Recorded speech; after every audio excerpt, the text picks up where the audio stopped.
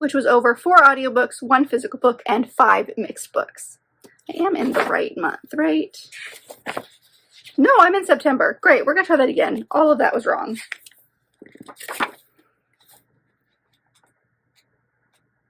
That's better. That's better. And I didn't write them down. Fan-freaking-tastic. Hi everybody, my name is Kelsey and we're about to get very, very dirty with my October wrap-up.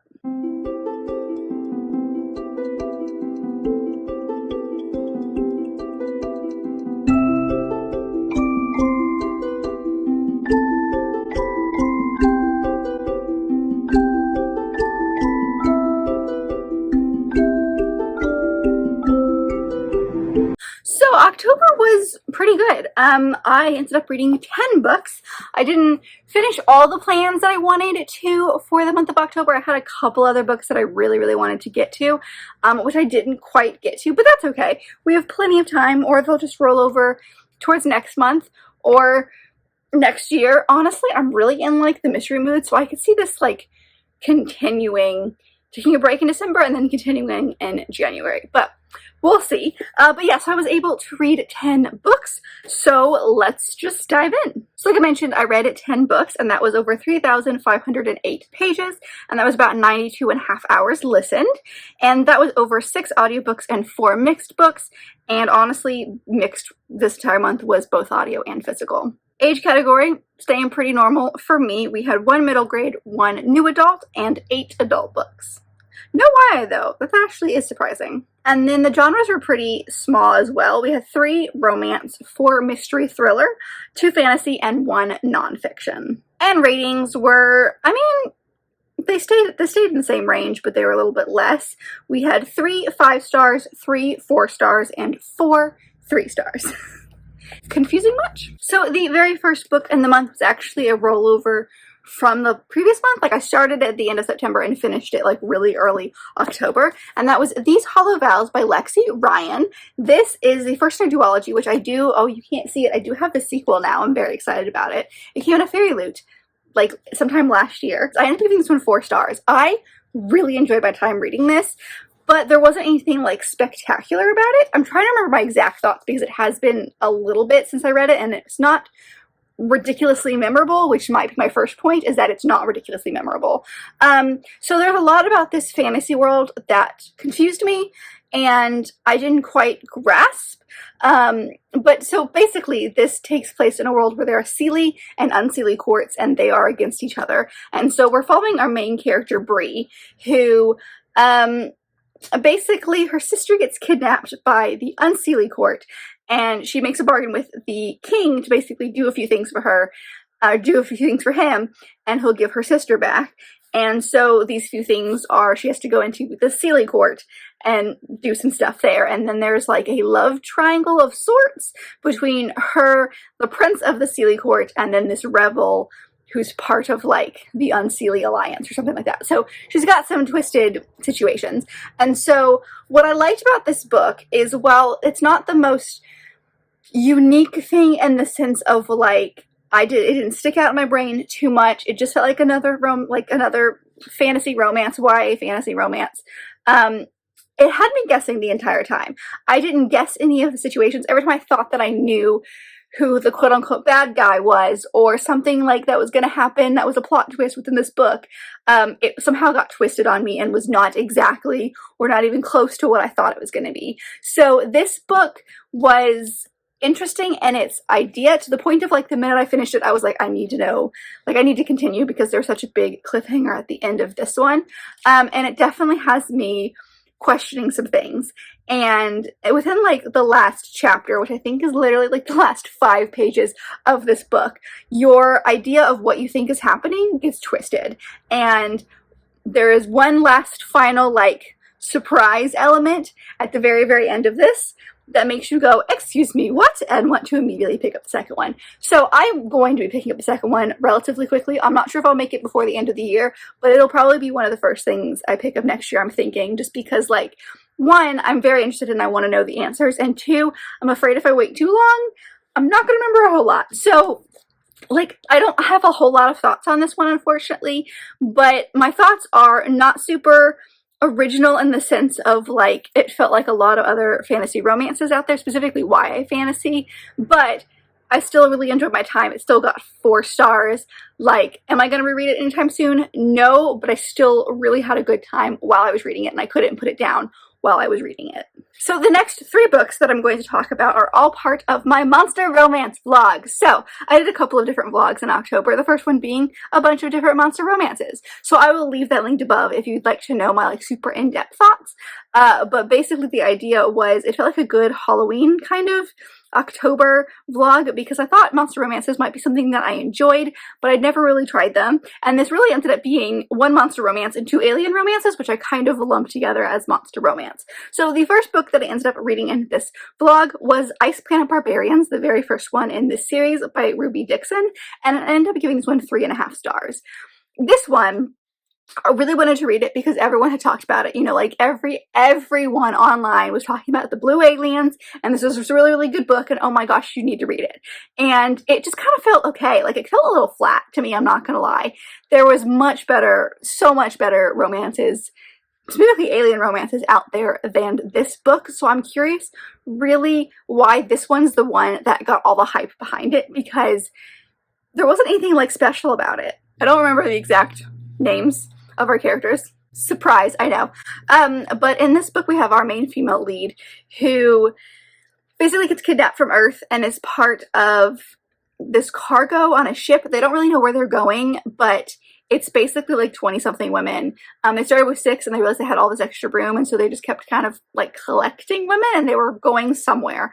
And something happens with the ship. It starts to break down a little bit, so they eject their cargo, meaning they like leave the abandoned ship and let like the ship with all these women kind of like land on this ice planet. So our main character kind of like goes out into the wilderness to kind of find shelter or food or things to make fire for warmth, like literally anything she can, because A, she's one of the last few that were added to this group of women, so she's relatively less malnutritious, is that the right word? You know what I mean, than the other girls in here. So she ends up taking lead somehow, and so she goes out into the wilderness and ends up finding this alien. And so there's the 2 of them trying to figure out how they got to this planet, what the heck is going on, and how to keep them safe, because there are some things on the planet that would make them not be able to live on the planet for very long. So there's a lot to it. The biggest thing that I felt while reading this book was it felt like a prequel. So this is the first in the series. This is the first book that really gets you into the world, gets you really acclimated with the kind of world building, and like if there's a magic system, the magic system, there's not really a magic system, but there's some fantastical things that happen, and just like the society that we understand these aliens are in. And so because the rest of the series, it's like 12 books, and the rest of the series follows the other women who are in this group. So maybe there's not 20, but there's a lot of them. And so the rest of the series just follows each individual woman and like their respective romance. So the fact that this felt like a prequel in the sense of like not too much really happened, it really felt like you were supposed to really kind of understand the world already before you really got into it. And there was just a lot of like, I mean, some of the scenes were real cute. It was kind of nice to see these 2 fall for each other. They were quite sweet, but there was nothing fantastic about it. Like, it was just kind of okay, you know, like, did I waste my time reading it? I'm not sure, but am I better for reading it? Not really. So it's just kind of like, I just don't get the hype behind it. That was my biggest thing as I read this, and I'm like, I really don't get the hype that's behind it. But I did enjoy it mostly. I did find the scenes, because the alien obviously speaks a different language, and so the scenes where they were trying to communicate without being able to communicate, I found very fascinating. And like, there was a bunch of aspects of this that I enjoyed. There was just some bits that like, why, you know? Which is why I only got about 3 stars.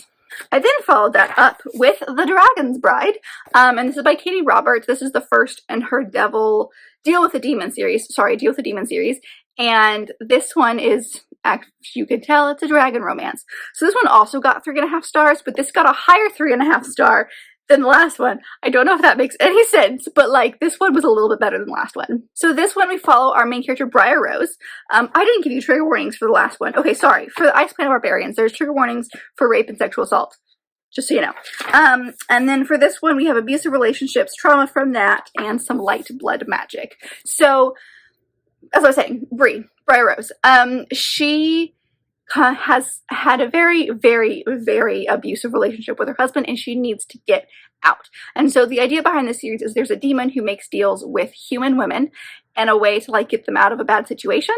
And they basically give like 7 years of their life to him, knowing that they're going to be auctioned off to these different quote unquote monsters. And they're going to want these women for one reason or another, and each book in the series, there's 4, is a respective romance. And so we follow Briar Rose, who gets auctioned to this dragon.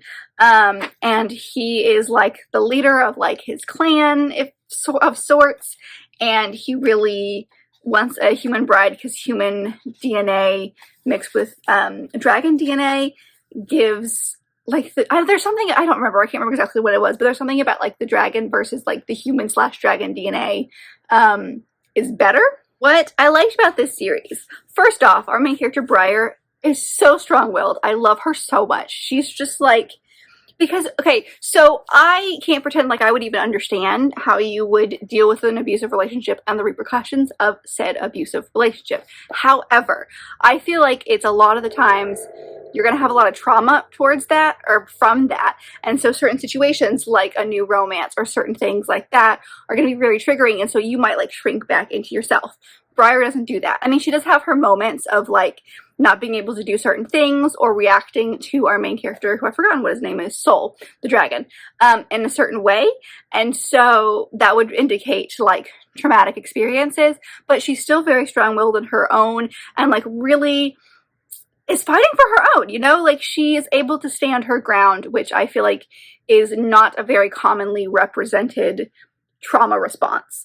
Again, I do not know, so I can't really speak on like that part of it, but from previous stories that I've read that may have this topic come up, that's the way I feel about her. So she's very, very strong, and I really appreciate that. This is a pretty short book, so the fact that like this one kind of had its going against it because it was so short. Like at the same time, I didn't want to read a like 4,400 page book about a monster romance because I wasn't sure what else there was going to be. But at the same time, the relationship in this is not as fleshed out as I feel like it could be, and like moves much quicker than like a regular romance would be. So some aspects of it I didn't quite believe, but 10 times better. The conversations were much better between our main 2 characters. There was a lot of character development within this book, whereas with Planet Barbarians, I didn't see a whole lot of that.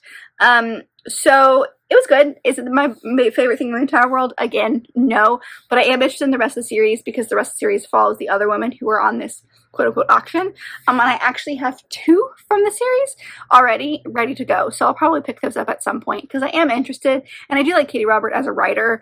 There were parts of this that I really enjoyed and parts that I was like, this is just kind of fine. So, better than the last one, still just kind of okay. And then the last book, we ended with the best one, and that is Choosing Theo, and this is by Victoria Aveline. This one I gave 5 stars. This is another alien romance. And I loved it so much. So again, I'm terrible and I've forgotten our main characters' names, but except for the guy, obviously the guy's name is Theo, but our main female character basically gets abducted and taken to this planet and discover, like, no one can figure out why she was just dropped in the middle of nowhere. So she's basically like, been given this task of like so basically she gets dropped on a planet that's like 1 tier higher than Earth. So Earth is like the tier where they're not allowed to know that like extraterrestrials are out there, whereas the planet she lands on is like I said, 1 tier higher. So like they are a little bit better, but like they are super, super humanoid. The only difference is that they are generally just bigger people and they have like markings all over their skin. And so she basically, because of the rules of like the Galactic Federation or whatever it is, she's basically forced to stay on this planet for a year.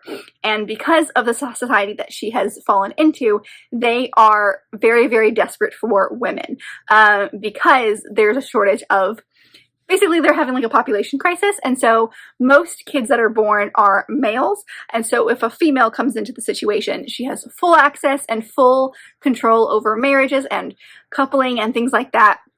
And so it's a very feminist society in that sense. But again, there's a lot of stuff that's very different. So basically she ends up having to choose a husband, and you are married for 3 months, and then if you like each other, you can continue. And mating's a thing, but it hasn't been seen in actual, like, literal years.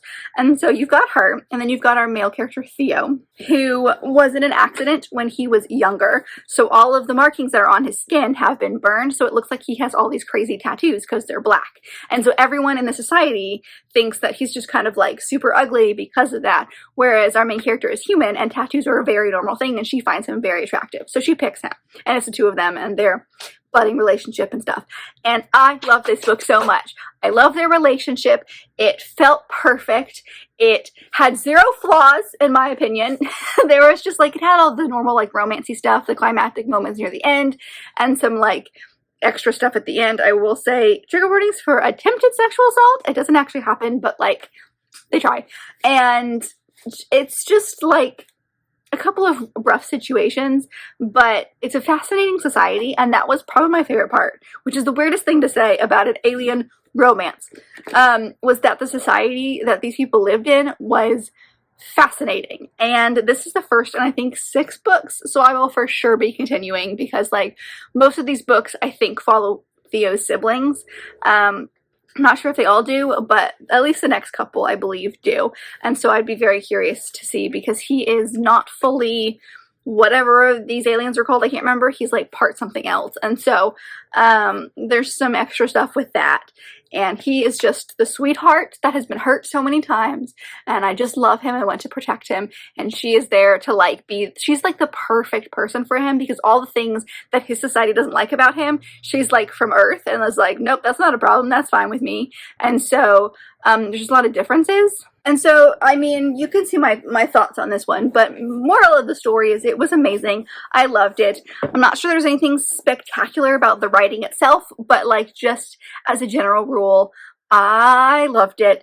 And I'm obsessed with these characters. I've definitely gone back and read certain scenes because I love the two of them and their chemistry so much. So, yeah, that rounds it out. An okay vlog to a great vlog, and I just really, really enjoyed that one. The next one was my nonfiction for the month, and that was The Five, and this is by Haley Rubenhold. This is a, like I said, nonfiction, and this woman dives deep into the 5 women who were murdered by Jack the Ripper. So most books follow Jack the Ripper and the murderer himself, whereas she was like, let's not forget who these women were, and dives deep into each of their histories. So it's split up into 5 different parts, plus an intro and outro, kind of like a prologue and epilogue kind of situation. And so basically there's not a whole lot known about them, but the common things that people say is that all of these women were prostitutes, which is not true.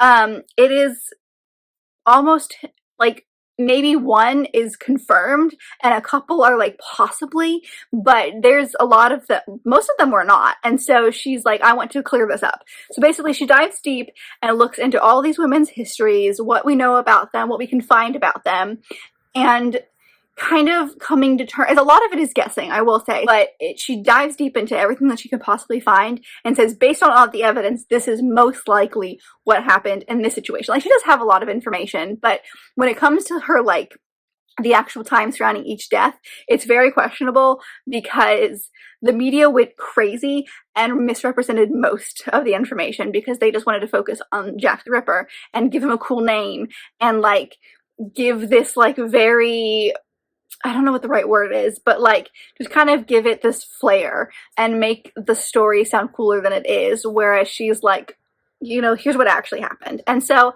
a lot of the stuff we don't actually know. We can't confirm what's going on, but based on the time period, based on the terrible things that were happening at the time with lower class, because all these women were relatively lower class, a lot of them had dealt with certain situations like alcoholism, homelessness, things like that, based on just some terrible situations that they happen to find themselves in. So a lot of these maybe could have been fixed, but it's just kind of a product of the time almost.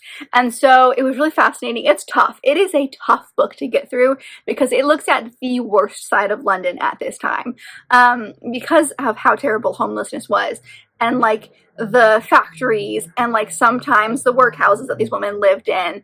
And, you know, so a lot of them would literally just like get pennies and to rub together, and like that's their meal for the next week. And so they just begged and begged for money to basically live, and finding employment was really difficult. And there's just a lot to them. So obviously trigger warnings for murder on this one, but sexual assault and miscarriage is also talked about within this book, so just be wary of that.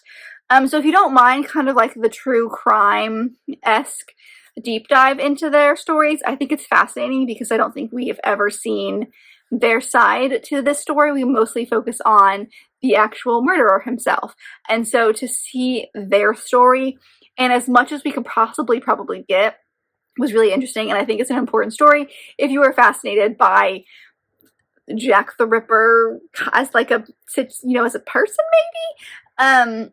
But their story is really interesting, and I think it was about time they got their own story. So just know it's real dark. It's obviously none of them are happy endings, and just seeing how terrible the environment was for these 5 women is really tough to read. But if you can get past that, it's a very interesting, introspective kind of look at these women's lives that we've never seen before. The next one I picked up was my Agatha Christie, and that was The Murder at the Vicarage. I do this every time. Vicarage! Oh, I got it.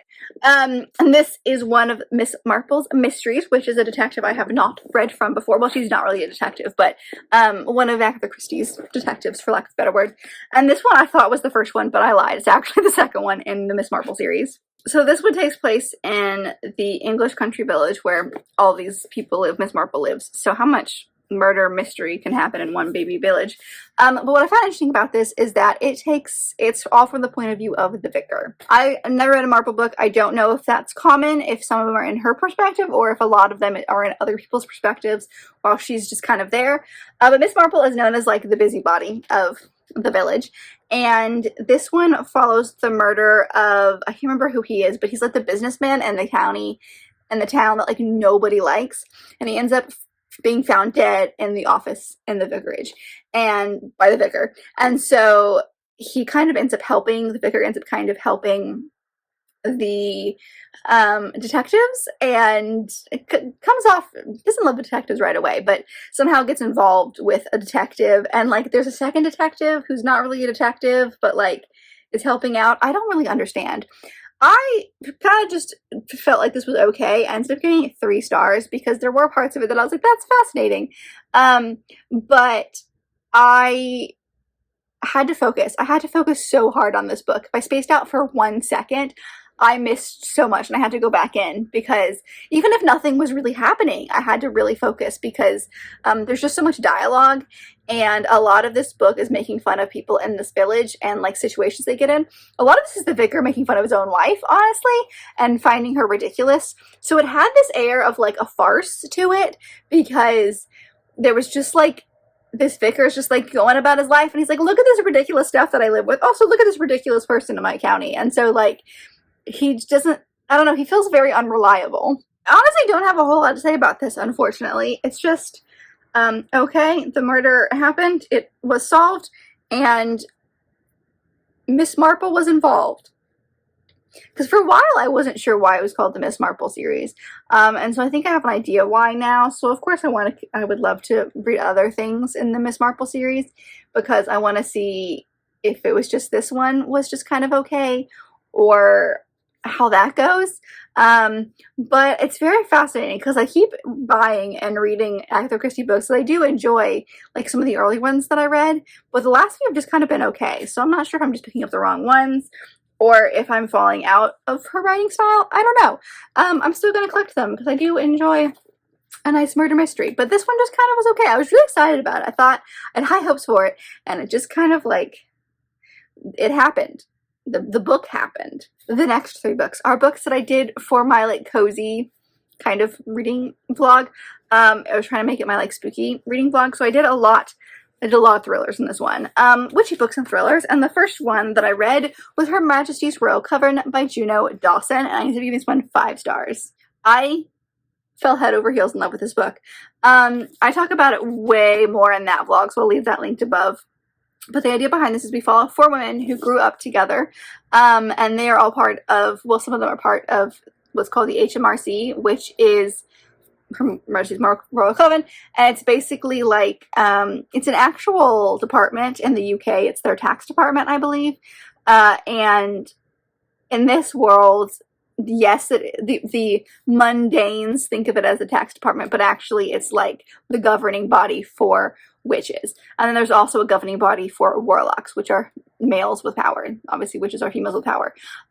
So this follows 4 friends, and one of them is the High Priestess, or Prime Minister, President, you know, the highest of the high in the HMRC. One of them was part of the HMRC and has kind of taken a step back and is mostly a vet. One of them has basically left it and just wants to have a normal life with her husband and her kids.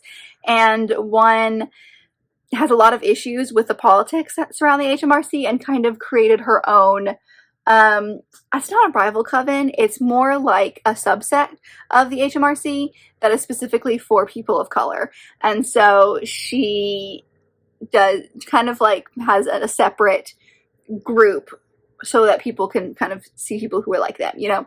And so it's really all gets kicked off when there's this prophecy of this thing called Leviathan, which is one of the like worst of the worst, almost apocalyptic kind of situations that have been foretold in their world.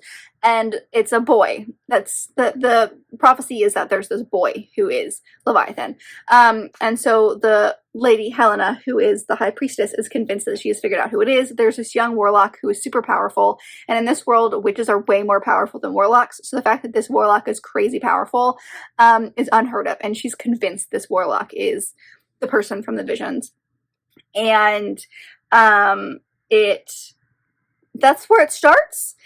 And so it really follows, like I said, it follows 4 women, but it primarily follows Helena, like I said, who is the High Priestess. And then Neve, who was the one who became a vet, who was part of the HMRC. And her job basically was to take young witches and like train them. Because she lives in like super rural Scotland. I believe it's Scotland or Ireland. I know those are 2 very different things, but now I'm blanking on which one it was. And so she takes them out there and kind of like trains them. And so she lives out there and hasn't done that for a long time. And she agrees to take this warlock in. So it starts with that. And it ends with talking about feminism versus trans rights. And it takes a whole turn that I wasn't expecting. And I loved every second of it. So I know I said this again, but seriously, if you want to know a lot of my thoughts and a lot of my like deep dive into this, I would check out the vlog. But overall, this was fantastic. I really enjoyed the conversations. It was tough to read a lot of them because we do have a character in here who starts kind of transitions throughout the book. And when we're having conversations between Helena and Neve, because you're in their different perspectives. So like once we discover this character, once, you know, feels that they are one gender over the other, wants to kind of transition a little bit. Neve obviously starts referring to them with the correct pronouns, whereas Helena cannot see past her bigotedness and thinks that, no, this character was born male, therefore they will always be male, even if they do not identify as male. And so it's really tough. It's a lot of conversation between the 2 of them. And again, when they're talking about this individual character, pronouns are out the window because Helena refers to this individual with one set, Neve refers to this individual with a different set of pronouns, and it just gets a little hectic. So you kind of have to pay attention. This was written by a trans author, so this does come from a place, I think, of relatively good representation. Maybe it's this author's journeying herself in her transness and finding her true self. I don't really know on her story side, but it does kind of lend this air of, not credibility, but that's what I'm thinking of. That's the word I'm thinking of. To this book and the experiences within this book. So can't speak on any of the rep, obviously, but it was very interesting to see conversations about someone that at the beginning of the book you really, you know, you kind of like. You don't like hate her outright, and then by the end of it, you come to really despise Helena because of how bigoted she is, not just with like the trans rights and situations like that, but also seeing some of the experiences that one of our other characters, the one who started the kind of, not rival coven, but kind of rival coven, has with her, and just seeing a lot of that kind of stuff. So it was fascinating, and the last chapter, everything was fine. Everything was fine. And then the last chapter happened, and I said, excuse me. So this is the first of the trilogy, and the second one comes out in January, and I need it now. Like, I know we're not that far from January. Like, there's only a couple of months till January, but, like, I am not okay. Because not only was this a very interesting book to have this very political, social conversation, this is a fantastic world building, and the more I think about it, the more layers there are to this world that I just find fascinating. So, overall, fantastic book. Tackles some very tough subjects, and I love every second of it. So, new favorite? Maybe. I followed that up with The Lies I Tell by Julie Clark. And this is a thriller, quote-unquote thriller. I'm not sure we call it a thriller. More mystery than thriller, about a con artist. So we follow our main two characters, Meg and Kat.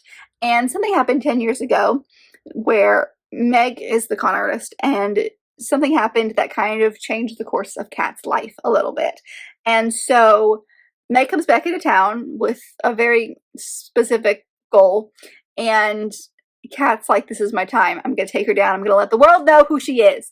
And the two women kind of become friends in a way, and we get kind of a look behind the curtain of who Meg is and why she does what she does. So this book is very, very feminist in the sense of, like, it is all about girl power and fighting against the man when it's really hard to fight against the man. So, like, all the people who are quote-unquote conned in this book are not particularly good people. So this reminds me of Leverage, which I know I've said it many times, but that is such a great show. It's about, like, this group of criminals, basically, for one reason or another, and they all end up banding together to take down terrible people or terrible organizations and help those in need.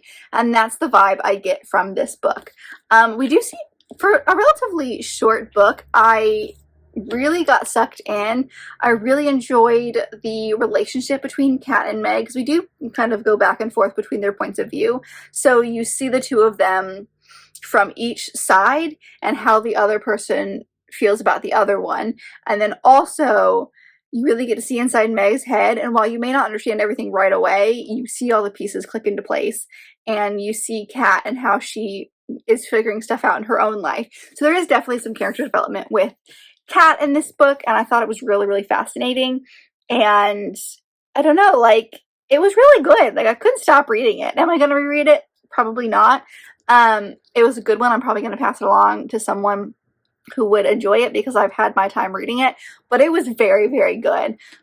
Again, I wouldn't consider this a thriller because, like, when I think thriller, I think edge of my seat, very stressed out about what's going on, almost scared without being scared, and that's not what this is. This is kind of like a detective story in the sense of, like, you were trying to figure out who Meg is and why she's doing what she's doing, like, along with Kat, and while she's trying to figure it out. And, like, while I was on the edge of my seat in the sense of, like, I wanted to keep reading, there wasn't that stress element that I expected from a thriller. So I would say this is definitely more of a mystery than a thriller. But regardless, I liked it. I don't think I told you what I gave it. I ended up giving this one 5 stars as well. It was very, very good. And I would try things with this author again. I don't know. I just think she has a very clever way of crafting the story. It's also told in a couple of different timelines in the sense of, like, it's present and then it's 10 years in the past and then it's present again. And, like, the 10 years, it has a very distinct purpose for the story. So, yep, there's just a couple of things about it that I really enjoyed. So, yeah, that was a good one. That was a good one. And then I followed that up with Darling Girl by Liz Michalski. I think when I did my vlog, I told you I rated this 4 stars. I changed my mind. It's gone down to a 3. This one is real freaking weird. I'm not gonna lie. So the idea behind this book is that we follow Holly, who is the granddaughter of Wendy, and her entire family is surrounded by the story of Peter Pan and J.M. Barrie. And you don't know right away kind of what the connection is, but you do find that out throughout the book. But Holly has a son who is a star athlete. He's really good at lacrosse. He is, like, her everything. And she had, her husband and her son's twin had a car accident. And they ended up passing away, so it's just her and her son and a daughter that she has told no one about, who's been in a coma for, like, 10 years. And so, the story kicks off with the daughter basically, like, going missing, and she has to go to England to figure out what the heck is going on, and then some more stuff happens, and some more stuff happens, and it gets really weird really fast. So while I finished this, I'm not entirely sure what I read. It has a very kind of like questionable ending, in the sense of like, I'm not really sure what happened, because it's not fantastical, but it has fantastical elements. So like, it's definitely more of a thriller set in like common or contemporary times, but there are fantastical elements throughout this. So maybe magical realism in a sense, I'm not entirely sure, because like part of me is like, do I believe that these things have happened? I don't know. I will say the author is really good at setting up the questions right away. So like within pages of this book, I really wanted to know what was going on. So she was very good at kind of like setting that intrigue into what the heck is going on, because you just kind of want to know all the answers. But I will say it does flip back and forth from present to past. I wouldn't say a whole lot, but it does it without really showing you. I mean, there might be some breaks in the paragraphs, because I did listen to this on audiobook, so I'm not entirely sure. Yeah, there are some breaks in paragraphs, so you kind of really have to be paying attention, or you're kind of going to get confused, and all of a sudden somebody shows up and you're like, wait a second, I am confused, and then you realize that you were in the past. So you kind of have to pay attention. It's not as smooth of a transition, so the flashback scenes, while important to the story the author is trying to tell, can get really confusing really quickly. So just kind of be wary of that, because if like this book sounds interesting to you, if you're into really weird stories, this is it. If you like Peter Pan retellings with very twisted situations, this is your book.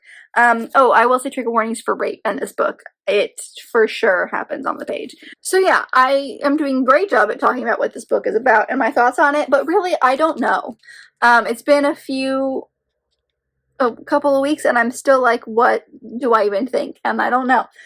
So I'm probably not gonna, actually I'm for sure not gonna be holding on to this one. It's probably gonna make its way to a different home, but I am glad that I read it, because it was super weird, and now I have a weirdly weird book under my belt, and like, maybe that's my thing, I don't know. But this one was just a little too much. I don't know. I don't know. That's the moral of my story, is I don't know my own feelings. And then I finished the month with my middle grade, which was The Deceivers. And this is by Margaret Patterson Haddock. So this is the second in the Greystone Secrets series. This is a trilogy. And I have read other stuff by this author, but I read the first one.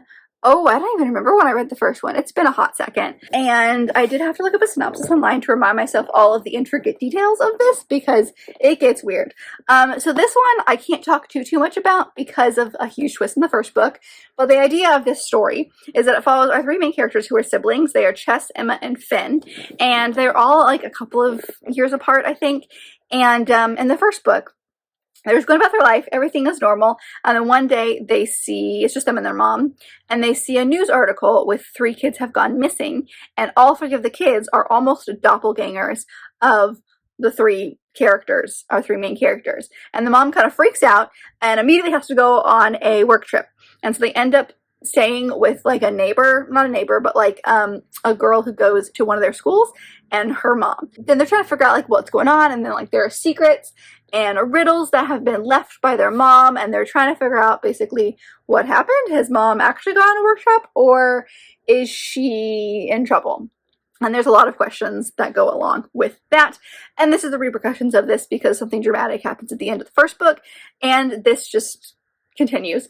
And this one does have a satisfying ending in a sense of like, I do want to pick up the third one. I'm still very interested in this series, but it's not one that I'm like, I need to pick up the third one right now. So overall, this one was great. I don't even know if I told you what I rated. I gave it 4 stars.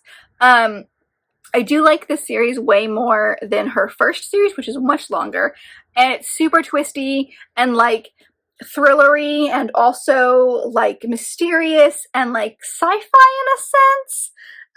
I say with question, because I'm not even sure if I would consider like part of this book sci-fi, but it kind of is. And so there's just a lot to this book that you don't expect, and I literally can't tell you anything, and it gets kind of confusing. So with this one specifically, you kind of have to pay attention to what's going on, because some of the characters get all twisty and it gets a little confusing on who someone is.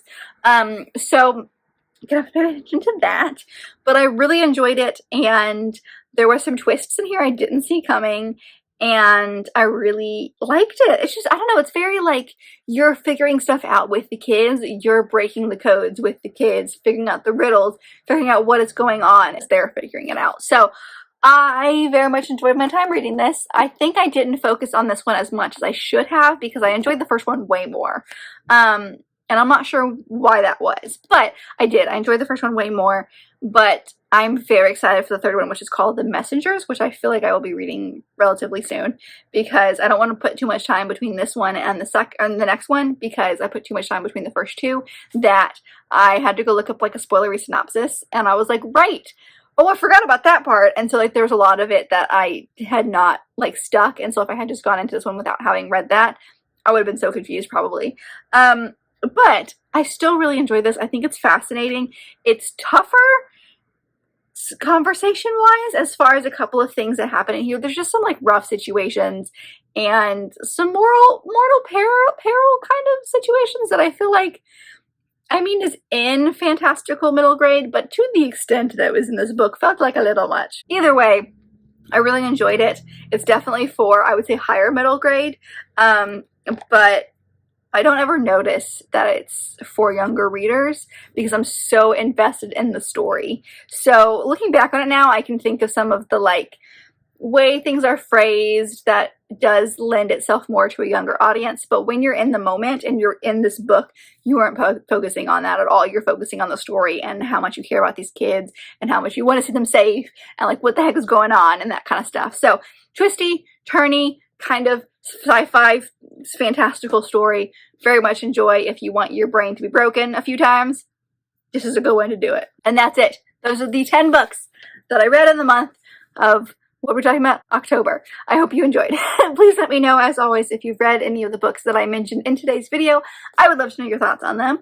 Or if you'd like to talk about something that you read in October, feel free to leave all of your bookish thoughts down below. But if you like this video, and I very much hope that you did, don't forget to give it a big thumbs up and subscribe down below if you'd like to be part of this awesome growing family. I've also got all my social media down there, as well as other fun bookish links. So check all that out, and I will see you guys in my next video. Bye!